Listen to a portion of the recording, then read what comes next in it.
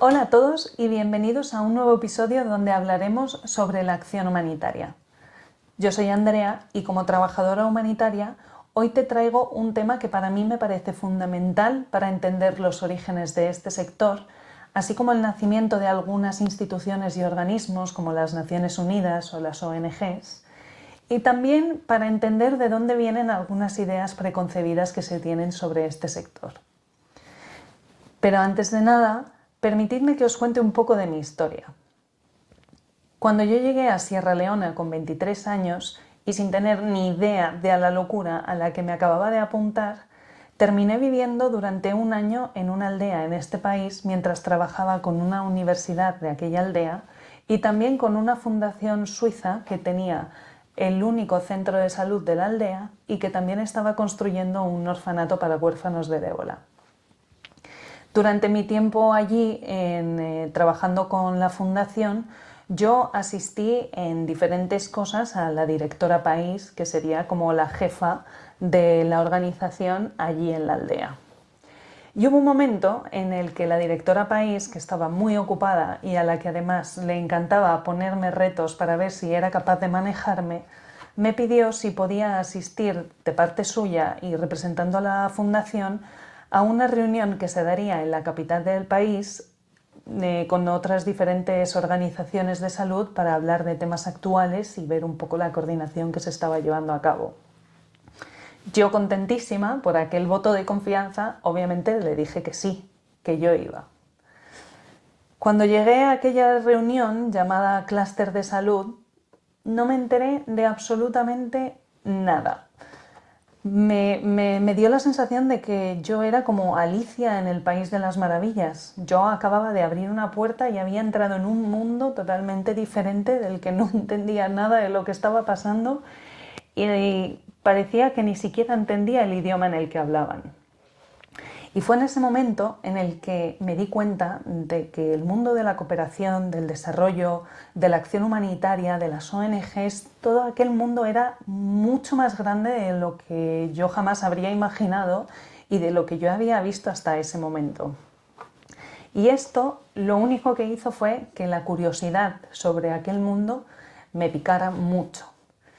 Y entonces cuando yo volví a la aldea, aparte de hablar con la directora país y decirle que había pedido que me mandaran unas notas porque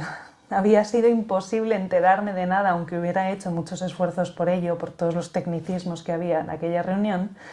me puse a buscar como loca la manera en la que yo pudiera aprender sobre aquel vocabulario, sobre aquel mundo, sobre todo lo que yo había visto en ese momento y más, quería aprenderlo. Y en esa búsqueda encontré el, en mayúsculas, máster de acción humanitaria. Cuando terminé el máster y ya un poco encaminada dentro de todo este mundo, empecé a encontrarme con que cuando yo explicaba a la gente qué es lo que hacía y qué es lo que yo era, a todo el mundo le costaba entender todo, no sabían exactamente de lo que les estaba hablando. Y como muchos compañeros del sector seguramente se sienten identificados y empatizan, empecé a encontrarme con preguntas y comentarios de si yo era voluntaria, de si yo era misionera, si era profesora que en mis vacaciones de verano iba a colegios en África para pintarlos. Y los que más intentaban hacer como que me habían entendido, incluso a veces me presentaban como humanista, que ya os digo que no tienen nada que ver con ser humanitaria. Y en fin, todos estos comentarios, aparte de chocarme, ¿no? También me hacían preguntarme ese famoso por qué, ¿no? ¿Por qué a estas alturas, con la cantidad de información y acceso a la información que tenemos, por qué la gente hoy en día seguía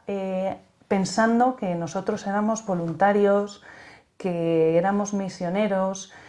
¿Y por qué con ese acceso a la información en el que tú eres capaz de ver y de entender una crisis humanitaria y ver el trabajo que hacen las ONGs ahí, tanto como aprender sobre tipos de granos de café, por qué no se entendía, ¿no?, este trabajo? Y entonces me di cuenta de que desde nuestro sector no nos habíamos explicado de una manera clara y sencilla sobre qué es lo que hacemos y por qué lo hacemos de la forma en la que lo hacemos. Y por eso estoy aquí yo hoy, delante de una cámara, con un micrófono y muerta de la vergüenza, con la esperanza de que durante los episodios que vaya publicando os pueda dar un poquito más de luz y aunque sea poder llegar, aunque sea a uno de vosotros, y que os vayáis o que te vayas a la cama habiendo aprendido algo nuevo de un mundo que, aunque parece totalmente nuevo, lleva siglos con nosotros. Así que bueno, sin más dilación, quiero empezar sobre todo por explicarte o darte la definición de qué es la acción humanitaria, ¿no? Y es que la acción humanitaria se refiere a los esfuerzos y actividades programados para prevenir, aliviar y proteger el sufrimiento humano ante situaciones de crisis, de conflictos armados, de desastres naturales, de hambrunas o epidemias. El objetivo y la misión principal de la acción humanitaria es salvar vidas, aliviar el sufrimiento y proteger la dignidad humana de aquellas personas que sufren. Normalmente se hace a través de la provisión de alimentos, de agua, de atención médica, de refugio y de protección en emergencias. Ya con esta definición dada, podemos ver que todo lo que se ha hablado dentro de esta definición se puede remontar a siglos y siglos de historia atrás, pues todo esto se puede ver que viene de unos precedentes como por ejemplo la caridad, ¿no? En la caridad cristiana en Europa y en América del Norte ha sido siempre una idea y una ideología, una moral de ayudar a los demás. Y han sido unas ideas que no solamente han estado en la ideología o en la religión cristiana, sino que también se han visto reflejadas en otras religiones y culturas, como por ejemplo el zakat en el Islam, en donde el islamismo pone el valor moral y la obligación de las personas de ayudar a los demás. Por otro lado, esto también se puede ver reflejado en las leyes de la guerra, el arte de la guerra, en el que se lleva practicando desde la antigua Grecia o Roma, o incluso se ve definido en el arte de la guerra de Sun Tzu, en la China de los estados guerreros, y que se ha ido promoviendo, explicando e internalizando en diferentes siglos a lo largo de la historia, en diferentes guerras, y tiene también sus preceptos en el judaísmo, en el islamismo y en el hinduismo. Pero si dejamos estos precedentes de lado y nos centramos en lo que sería el florecimiento de la acción humanitaria moderna y basarnos en los precedentes organizacionales, operacionales e institucionales de la acción humanitaria de hoy en día, nos tendríamos que basar en el siglo XIX. Aquí la atención médica militar tuvo varios avances, como por ejemplo las prácticas del triaje, el refinamiento del transporte, la evacuación médica. También hubo algunos hitos, como en la Guerra de Crimea, cuando Florence Nightingale y su equipo de enfermeras redujo la tasa de mortalidad de soldados británicos, y además Nightingale fue de las primeras en abordar y abogar lo que hoy se conoce en la acción basada en evidencia. Pero si tenemos que destacar un gran ejemplo que hiciera que se viera el florecimiento de la acción humanitaria durante este siglo, sería la creación del Comité Internacional de la Cruz Roja, el CICR, en 1863 en Ginebra, en Suiza. La persona que más renombre tiene dentro de la creación del Comité Internacional de la Cruz Roja es Henry Dunant, que fue un empresario y activista social suizo. La razón por la que Henry Dunant quiso crear el Comité Internacional de la Cruz Roja, a partir de ahora lo llamaremos CICR, fue por su testimonio de las secuelas, de las horribles secuelas de la batalla de Solferino en la Segunda Guerra de Independencia italiana. En su experiencia allí, Henry Dunant fue testigo de cómo los soldados heridos en mitad del campo no recibían ningún tipo de atención médica. Y en ese momento se puso a agrupar a varios civiles para que le ayudaran a atender a aquellos soldados heridos, daba igual su procedencia. Al final, Henry Dunant tenía una preocupación humanitaria, y es que él abogaba porque aun en periodo de guerra, aun en mitad de la guerra, debía de existir una neutralidad para aquellas atenciones médicas requeridas que se necesitaran para los soldados o para otras personas necesitadas. Así que Henry Dunant abogó para que todas las naciones estuvieran de acuerdo en formar, aunque fuera una sola organización neutral e imparcial, que defendiera a los soldados y a las personas heridas y también al personal médico. Y así es como el CICR se creó. Y uno de los esfuerzos que el CICR tuvo en aquella época fue la creación de la Convención de Ginebra de 1864, que fue el primer tratado internacional que se hizo para proteger a las personas enfermas y heridas de guerra y para la protección del personal y las instalaciones médicas. Y esto ha fundado las bases del derecho internacional humanitario moderno. Por otro lado, la respuesta a desastres naturales también fue un generador de esfuerzos internacionales y no solamente domésticos, en los que se empezó a destacar esta influencia de cooperación internacional. Un país que sufría un desastre natural no intervenía ya él solo y se ocupaba él solo de su propia gente, sino que tenía aliados que cooperaban para poder ayudarle a ese país afectado a renacer y aliviar el sufrimiento de las personas que estaban allí, ¿no? Y todo esto se empezó a codificar a través de comunicaciones de emergencia, de prevención de enfermedades y de ayuda y socorro a los buques marinos. Si hay que destacar 3 desastres naturales que hicieron el cambio a este esfuerzo y cooperación internacional, fueron el terremoto de San Francisco de 1905, el terremoto y el incendio de la ciudad de Kingston, capital de Jamaica, en 1907 y el terremoto en Italia en 1908. En estos 3 desastres naturales hubo un esfuerzo y cooperación internacional, como por ejemplo se vio en el caso de la ciudad de Kingston, en donde buques británicos, estadounidenses y franceses fueron los que asistieron inmediatamente y brindaron atención médica a las personas afectadas. A raíz de estos 3 desastres naturales se formó el Congreso Internacional de Salvamento y de Primeros Auxilios en caso de accidentes en Frankfurt en 1908. La expansión imperial también proporcionó un contexto en el que se podían reflejar los esfuerzos por querer aliviar el sufrimiento de otros a través de la epidemiología, de las obras públicas y de las mejoras, entre comillas, de las colonias. Las prácticas coloniales fueron una clara superposición de las versiones estatales, seculares y religiosas, en donde la figura del misionero era una parte integral del proyecto colonial, aunque no siempre estaban alineados con la política colonial de aquel momento, de aquel país.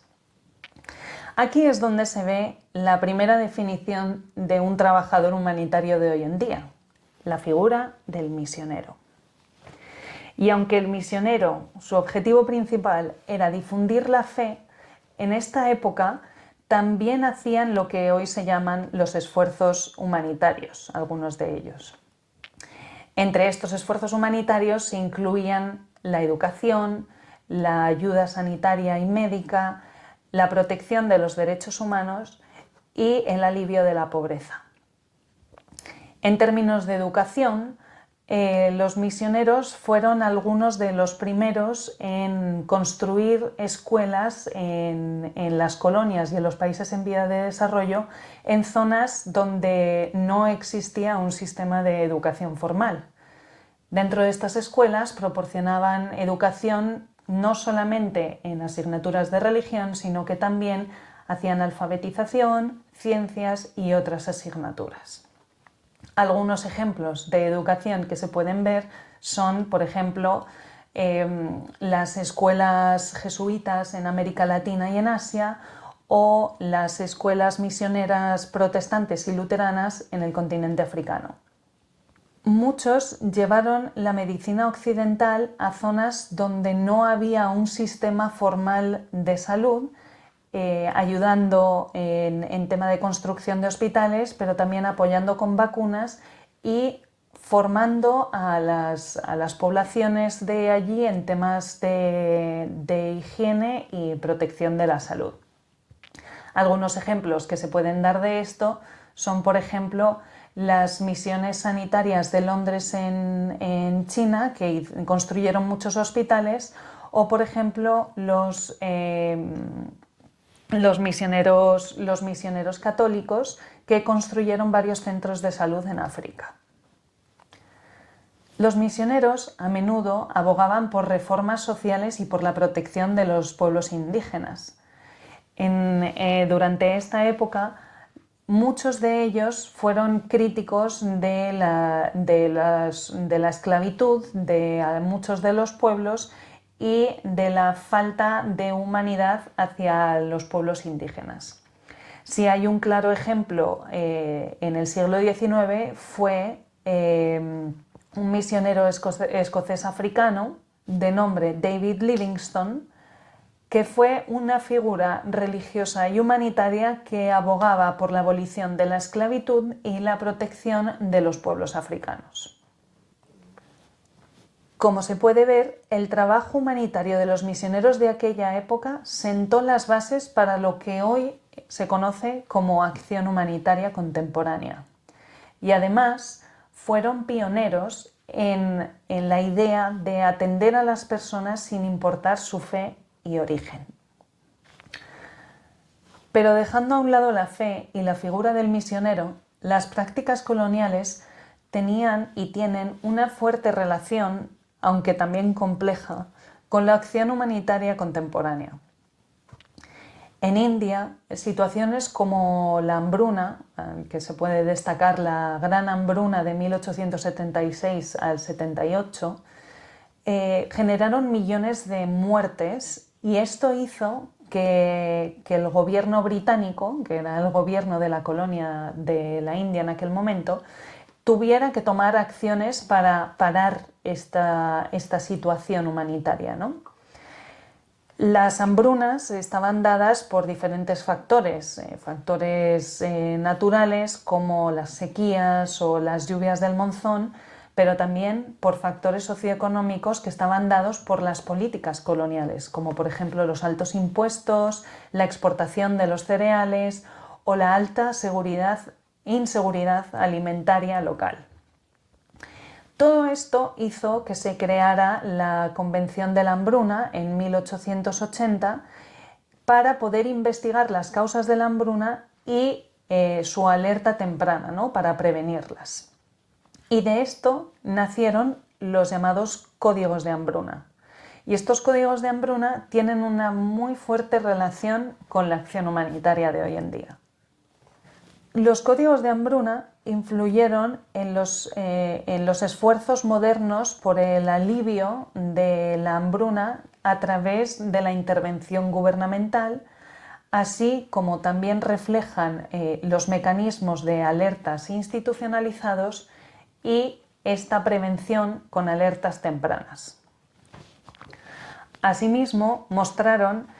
que salvar vidas en términos de hambruna se debe hacer de una forma rápida, organizada y proactiva. El objetivo principal de los códigos era prevenir el sufrimiento estableciendo criterios de alertas tempranas en los que los esfuerzos por ayudar comenzaran una vez se diera la alerta de ciertos criterios que se establecieron, como por ejemplo la subida de precio de los mercados o una mala cosecha. Esto ha sido reflejado posteriormente en muchos sistemas de alertas tempranas y prevenciones de desastres que se utilizan hoy en día, como el sistema de alerta temprana de hambrunas, que es lo que hoy en día está en vigor. Los códigos incluían medidas como la distribución de alimentos, las obras públicas y el almacenaje de granos. Si volvemos a las obras públicas, cabe mencionar que estas eran una medida que había puesto el gobierno británico para que, en lugar de distribuir ayuda de forma inmediata, lo que hacía era proporcionar un trabajo en construcción de caminos, construcción de canales, a aquellas personas con inseguridad alimentaria para proporcionarles un salario y alimentos. Y aunque esto daba una salida y una solución inmediata al problema, sí que fue muy criticado porque al final el trabajo de construcción era muy difícil de hacer y era muy arduo físicamente, sobre todo para personas que ya estaban desnutridas. Además, fue criticado porque el enfoque que se daba era económico y no de alivio del sufrimiento humano, dando a reflejar que al final todas las medidas que se daban en términos de obras públicas estaban mucho más enfocadas a un alivio muy refinado y muy restringido, y por lo tanto se veía claramente el interés colonial de minimizar costos en lugar de realmente aliviar y atender la crisis humanitaria de la población de aquel momento. La acción humanitaria de los primeros años del siglo XX abarcaba una gran variedad de actividades, como habéis podido ver. Sin embargo, cuanto más se acercaba la fecha de la Primera Guerra Mundial, más se tensionaban las cosas en los diferentes países y la guerra y el alivio del sufrimiento de la violencia a los seres humanos estaba a la vanguardia. El movimiento de la Cruz Roja fue uno de los grandes referentes de la cooperación internacional humanitaria en aquel momento, gracias a sus intervenciones en la Guerra Franco-Prusiana y otras guerras del siglo XIX. Fuera de Europa y del norte de América, el movimiento de la Media Luna Roja Otomana y la sociedad japonesa también tuvieron una gran influencia por sus intervenciones en la guerra ruso-turca y ruso-japonesa de aquel momento. Sin embargo, todas estas actividades previas y toda esta experiencia que fueron cogiendo tanto el Comité Internacional de la Cruz Roja como los movimientos de la Cruz Roja y las sociedades de la Cruz Roja en todo el mundo, no fueron suficientes para realmente la vasta magnitud de desafíos humanitarios que presentó la Primera Guerra Mundial. Los recursos personales y materiales con los que contaba el CICR para la ayuda a los prisioneros de guerra no fueron ni por asomo suficientes para todos los desafíos y todas las ayudas necesarias en ese momento. Incluso en el auge de la guerra, el CICR solamente contaba con 41 delegados desplegados por Europa. Y a pesar de que formalmente el CICR no había sido designado para la ayuda y la salvaguarda de los prisioneros de guerra, sí que ayudó en las comunicaciones de estos prisioneros de guerra con sus familias, hizo campaña para la repatriación de soldados heridos y enfermos y ayudó a la unificación familiar. Asimismo, aunque no fue formalmente designado para la vigilancia y la observación de la Convención de Ginebra de 1864, que os hemos dicho antes, y las leyes de la guerra, sí que fue el rol principal que tomó el CICR durante toda la Primera Guerra Mundial. Si volvemos a las acciones que tuvo el CICR en términos de ayuda a los prisioneros, esta institución cooperó con diferentes organismos durante la guerra y distribuidos por toda Europa, como por ejemplo la Iglesia Católica y Protestante, así como con asociaciones judías y musulmanas. Los delegados que tenía en países neutrales o que pertenecían a estos países neutrales hicieron inspecciones en los campos de soldados prisioneros y también tuvieron una estrecha colaboración con organizaciones neutrales o de países neutrales, más bien, como por ejemplo la Iglesia Católica Suiza. Además, las sociedades de la Cruz Roja de los países nórdicos brindaron ayuda y apoyo para el alivio y la repatriación de soldados que habían estado en la guerra de Siberia después de que acabara la guerra y que todavía estaban allí.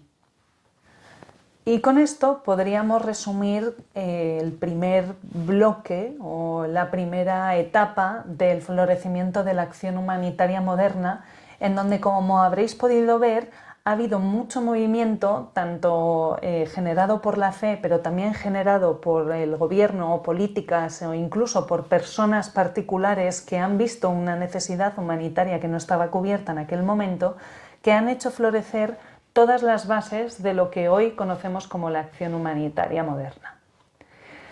Si te ha gustado esto, por favor, dale me gusta y suscríbete al canal para poder seguir contándote en los próximos episodios cómo a lo largo de la historia también, en los próximos bloques históricos, toda la acción humanitaria va floreciendo hacia lo que hoy conocemos. Ha sido un placer y espero verte pronto. Un saludo.